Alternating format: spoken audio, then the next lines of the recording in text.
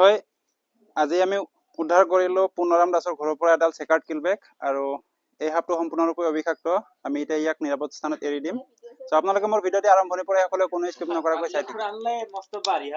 কোনফালে ফিল্টাৰৰ মাজত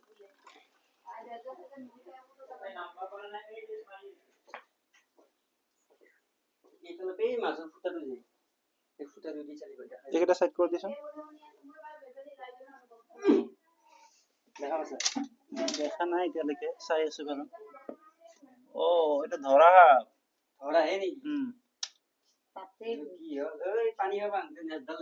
এইফালে ফুটা আছে নেকি পিছফালে? নহয় বাহিৰতো যাব নোৱাৰো, অলপ বাহিৰত অলপ মানুহকেইটা সেইফালে যাচোন, ভয় কৰা মানুহকেইটা।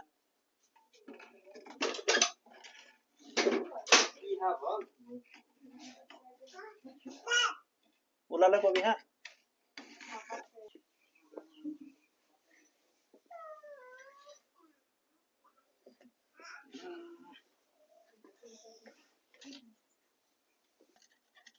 কমাই নহয় এটা সাইড কৰিব লাগিব।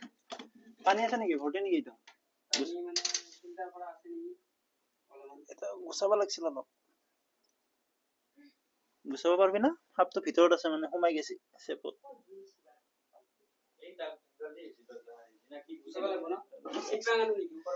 নালাগে এক সেকেন্ড, ইফালে এটা ফাঁক করে দিলে দেখা পাম নেকি?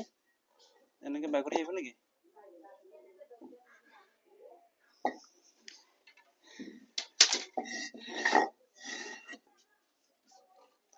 ওলাইছিল।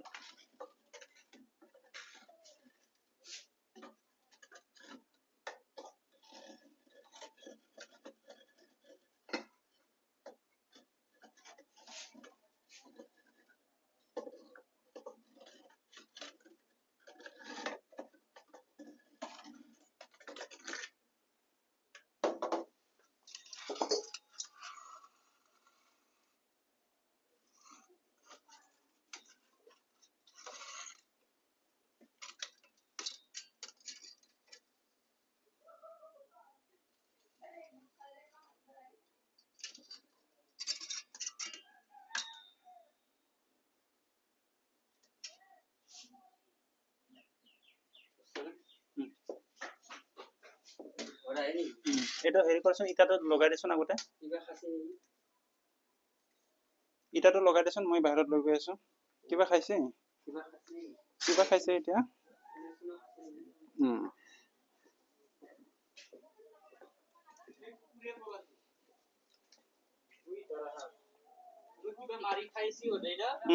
কিবা এটা খাইছে।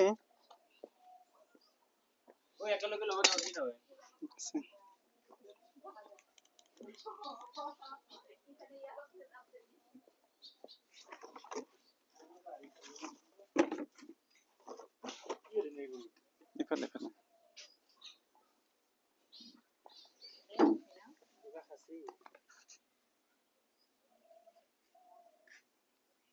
ভেকুলী খাইছে। বহুত ডাঙৰ হৈ আছে।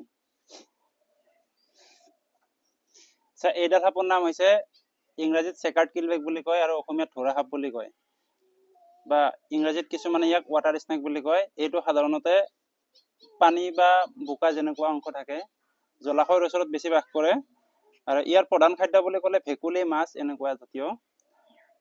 ই সম্পূৰ্ণৰূপে অবিষাক্ত, ইয়াৰ গাত কোনো বিষ নাই। ই যদি মানুহক কামুৰে কোনো ক্ষতি নহয়, কিন্তু কামোৰা ঠাইৰ পৰা বহুত তেজ ওলাব আৰু অকমান বিষাবয়ে।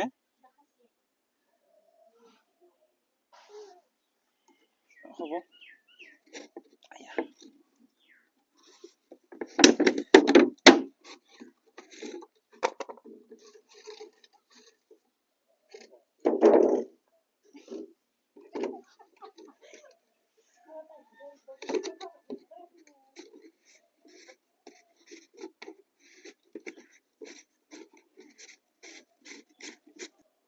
এই সাপটো কেতিয়াৰ পৰা ওলাই আছিল?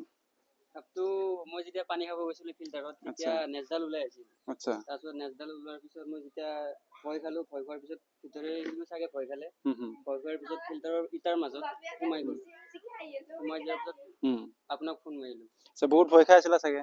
ভয় খাই মানে কি বা সাপ এতিয়া সেইটো হয় বাৰু ময়ো ফোন কৰাৰ লগে লগে আহিব নোৱাৰিলো আৰু এজেগাত সাপ ধৰিব গলো সেইকাৰণে বোলো ইটাৰ ফাঁকত আছে যেতিয়া অকমান লেটকৈ হলে থাকিব ই অকমান বিষাক্ত সাপ হলে ভয় খোৱা গ'লে এতিয়া তাৰ কাৰণে মই আগতে ফটোটো বিচাৰিছো যে ফটোটো চাই কৈছো এইটো বিষাক্ত নহয় এইটো চেকাৰ্ড কিলবেক হয় সম্পূৰ্ণৰূপে অবিষাক্ত এই কামুলি একো ক্ষতি নহয় তাৰ কাৰণে অকমান দেৰিকে আহিলো বেয়া নাপাবা আৰু ঠিকে আছে উদ্ধাৰ যে কৰিলে সেইটোৱে বহুত ভাল লাগে হয় ভয় খাই আছিলে কিবা ডাঙৰ সাপ বুলি বিষাক্ত সাপ বুলি থেংক ইউ